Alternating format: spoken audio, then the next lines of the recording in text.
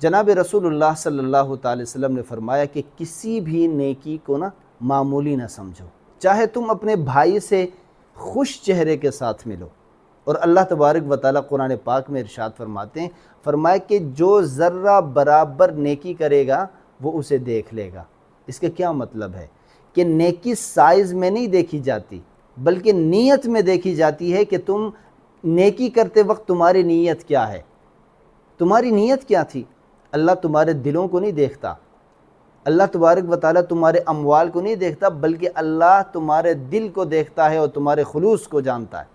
یعنی اگر تم کسی کے لیے ایک مسکراہٹ، ایک نرمی کے لفظ، ایک خفیہ مدد بھی کی تو اللہ کے ہاں وہ ایک ریکارڈ ہو رہا ہے، اس کا بدلہ ضرور ملے گا۔ اللہ کے نزدیک کوئی نیکی میرے بھائی چھوٹی نہیں ہے، بلکہ ایک مسکراہٹ، ایک سلام، ایک دعائے خیر، یہ سب عبادت ہے۔ لہٰذا نیک عادتیں اپنائیں، یہ زندگی کو خوبصورت بنا دیتی ہیں۔ والسلام علیکم ورحمۃ اللہ وبرکاتہ۔